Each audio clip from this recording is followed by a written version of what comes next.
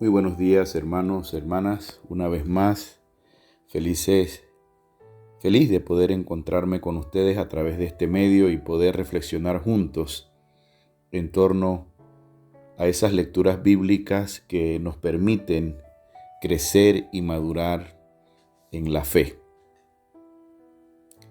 La forma como el Evangelio de Marcos escribe su Evangelio sitúa justamente en la mitad de su Evangelio esta escena que corresponde a la lectura de hoy. Y podríamos decir que al estar a la mitad del Evangelio de Marcos, como que Jesús ya su tarea misionera, Jesús se da cuenta que ya tiene una fecha como de cumpleaños, como decíamos popularmente.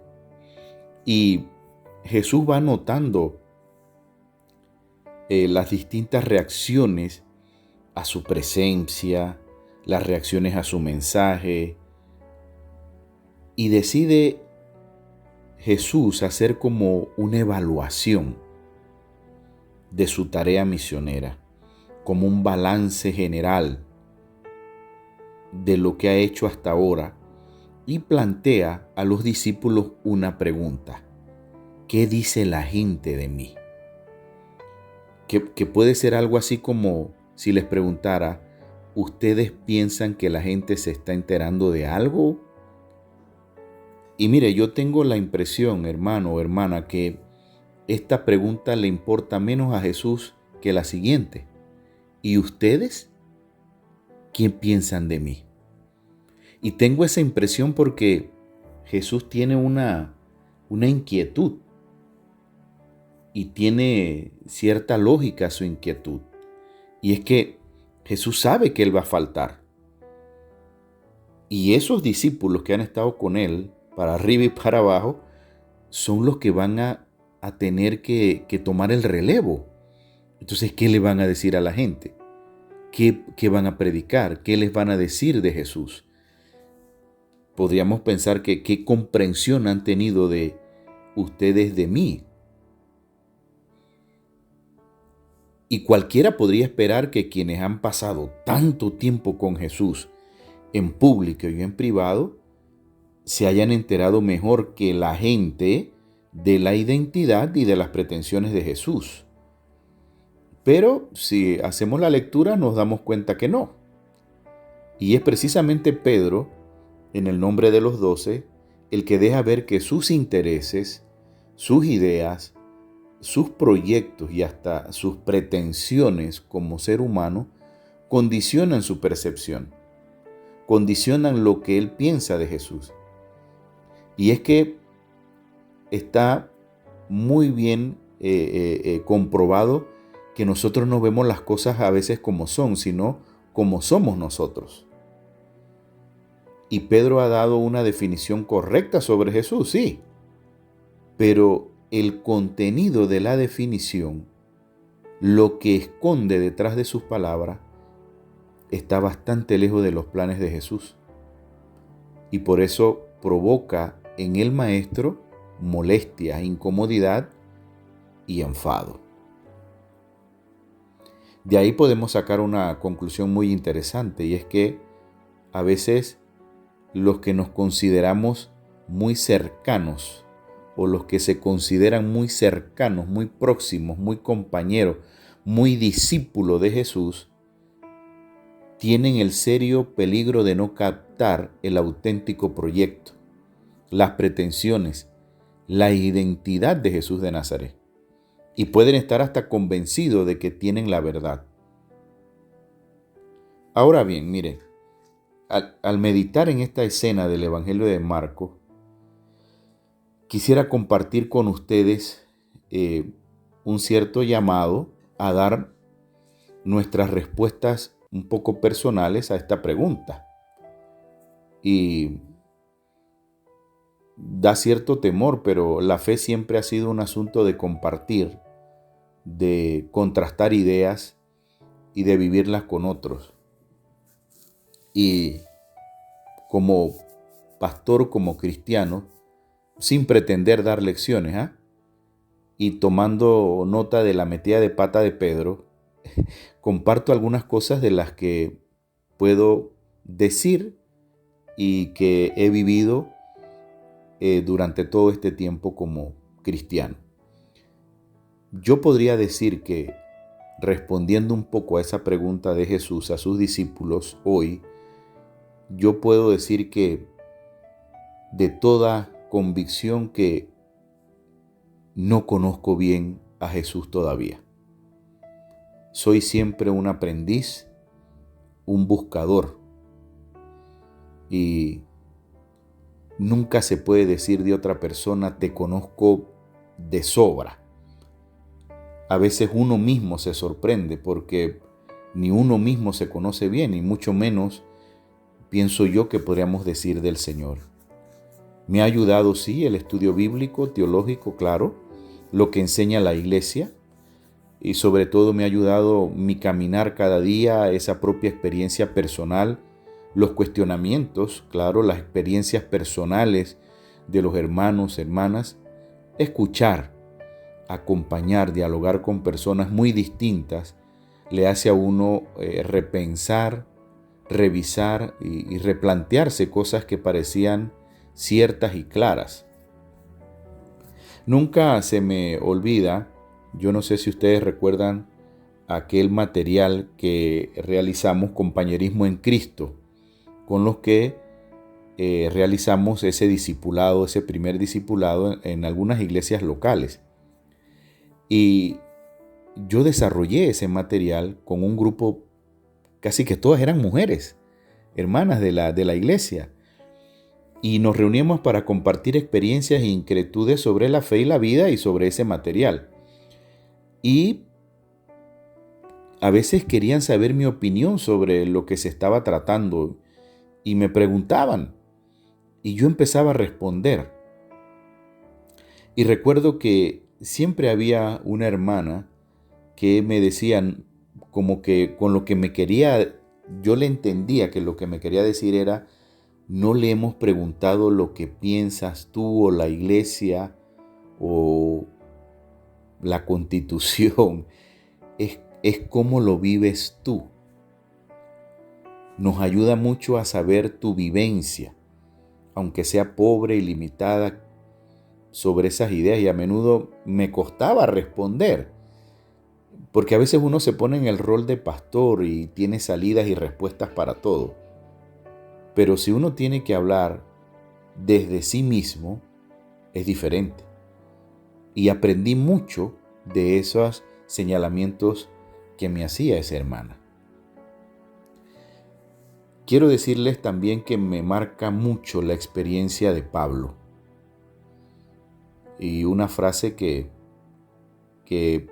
todos conocemos en sus cartas: ya no soy yo el que vive, sino que es Cristo quien vive en mí, y vivo la fe en el Hijo de Dios que me amó y se entregó por mí.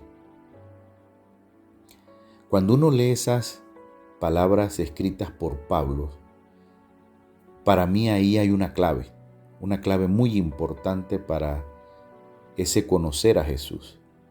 El reto de descubrir esa presencia interior que te acompaña, que me acompaña y que quiere ir tomando posesión de todos los aspectos de tu vida, de mi vida, de modo que Él pueda actuar a través de mí. Entonces, se trata ahí de una tarea interminable, una tarea que es para toda la vida. Y en ese por mí,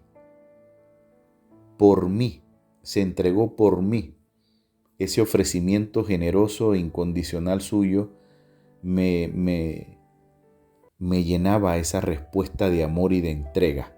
Me sigue llenando. Él había entrado en mi vida.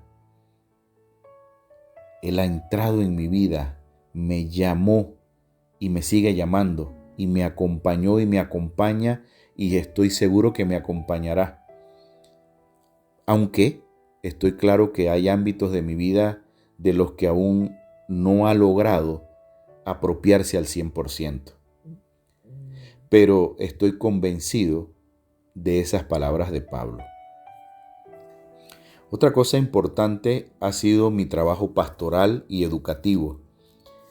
Esa dupla me ha llevado a descubrir a Jesús como ese hombre de los encuentros, esa capacidad que Jesús tenía de acoger, de sanar, de reintegrar, esa capacidad de defender, de valorar, de animar, de salir a buscar a tantos que se cruzaban en el camino.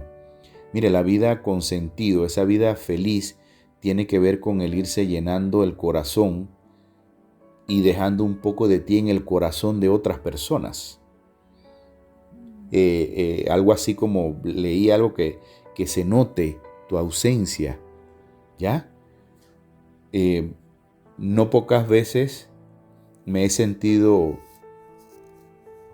comprendido y perdonado por Él cuando, por ejemplo, yo me hacía mil reproches y me sentía culpable o me he sentido culpable de caer en las mismas cosas una y otra vez.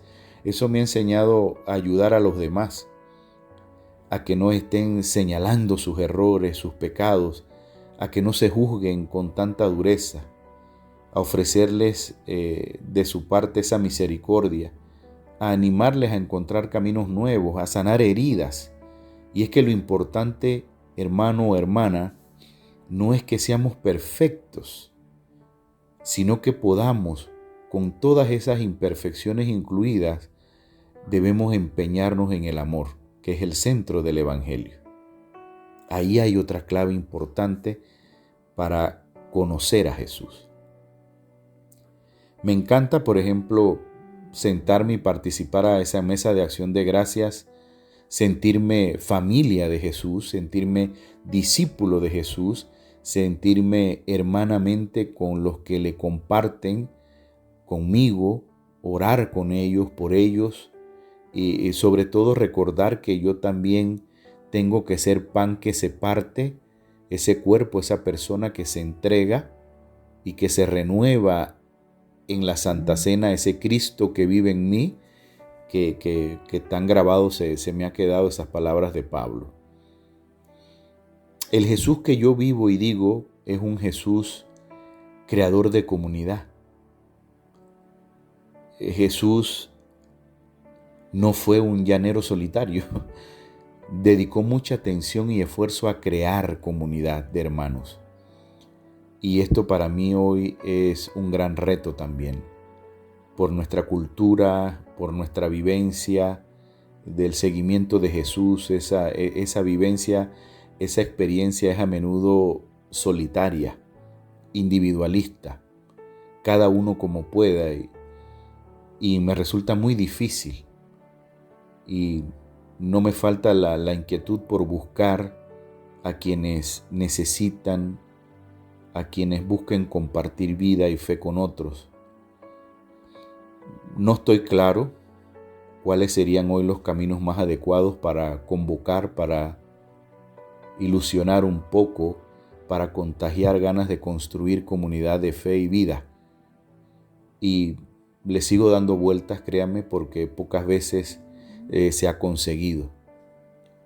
Es importante pensar en una vida de oración comunitaria que nos permita hablar como amigos, como hermanos, cara a cara con el Señor, que podamos sentir esa necesidad del uno por el otro, de esa proximidad, de esa compasión, de esa ternura, saber cómo actuó Dios, y así, con esa proximidad, con esa compasión y ternura, también Dios nos manda a no ser pasivos ante los dolores y las vivencias de otras personas. Por eso necesitamos ser hombres y mujeres de esperanza. Y es así como se ve y se conoce a Jesús. Y podría decir que estas son algunas de las cosas que puedo decir sobre Jesús desde mi experiencia personal, cosas incompletas, imperfectas, con dudas, con dolor, algunas no con coherencia, y y más veces son deseos que hechos, pero siempre desde esa perspectiva teológica de la ilusión, del estar dispuesto a seguir aprendiendo y madurando. Ojalá que Jesús nunca tenga que darme un jalón de orejas así como a Pedro, por pretender tenerlo claro o encerrarlo o adaptarlo a mis esquemas e intereses particulares. Sí estoy convencido de que hoy más que nunca necesitamos compartir la fe, necesitamos compartir la vida, la oración y el camino, porque Jesús no sobra en este siglo XXI. Y puede que sobren palabras, y palabras a veces sin sentido, más propias de otros tiempos, pero no sobra Jesucristo, ni sobran los testimonios personales sobre Jesús, esas obras de las que nos hablaba hoy el apóstol Santiago. Y hoy, hermano o hermana, quiero dejarte una tarea, quiero dejarte un reto, que tú hoy puedas responder a esa pregunta del Maestro. ¿Qué dices tú que es Jesús? Y a Jesús le interesa, le importa, aunque cueste, y vaya que cuesta. A mí me ha costado poder responder y compartir con ustedes estas reflexiones. Te animo para que puedas responder esa pregunta desde lo más profundo de tu corazón. ¿Quién dices tú que es Jesús? Que el Señor te bendiga hoy y siempre. Amén.